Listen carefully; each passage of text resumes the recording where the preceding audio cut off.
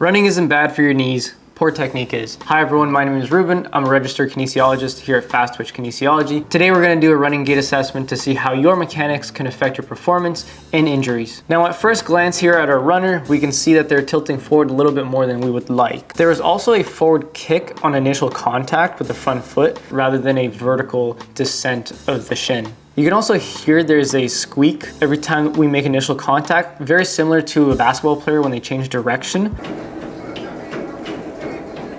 This is a forward drag on the front foot.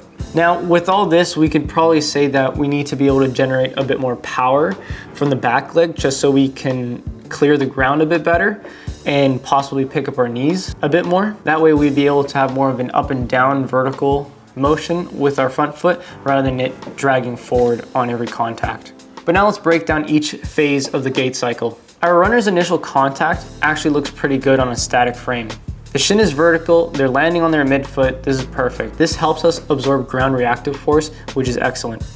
This position also helps us set up for a stronger propulsion phase leading into the next cycle. However, you do notice here there is an issue. The back foot is still in contact with the ground at the same time as the front foot makes contact with the ground. This shortens our flight time, which is crucial for a runner because that flight time is where you actually start to produce speed rather than when your foot is on the ground. The differences between running and walking is that walking doesn't have a flight phase.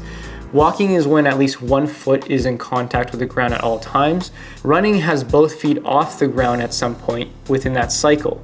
That is the flight phase. That there is where you actually create the speed. So in this case, this could be more of a fast walk. Next, let's go into the mid-stance phase. From the side, everything looks solid. The body is stacked really well. The knee doesn't really go past the toes. There's no excessive bending. This is perfect.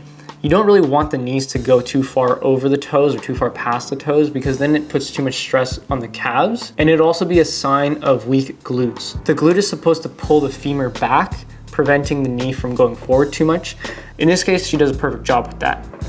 But if we look from behind, you can actually see that there's a hip drop. You can see that on the standing leg, in this case here on the left one, there's a significant drop on the right side. This could put a bit of pressure on the knee. You can see how the knee is also being pulled in. This is called adduction of the femur. The knee being pulled in there would put a bit of stress on the meniscus. This is very common in runners, and this can present in different pain points. For some, it's knee issues, for others, it's ankle issues, and for some, even spine issues. And you can see here how having that hip drop actually creates a lateral curve in the spine, just so we can stay upright. So now let's discuss the propulsion phase. In this phase, we notice that the hip can't fully extend. This limits the power that the runner can generate. Ideally, the body should act like a spring.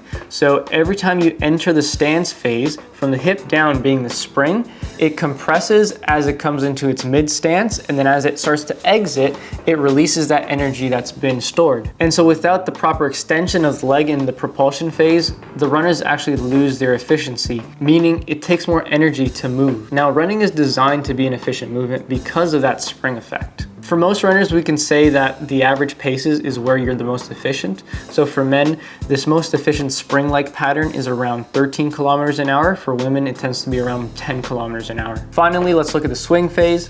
You can see the knee flexion is actually pretty good. There is 90 degrees of knee flexion, which is great. Hip flexion is also pretty good at around 35 to 45 degrees. And foot clearance is actually pretty good with around 2 inches of clearance.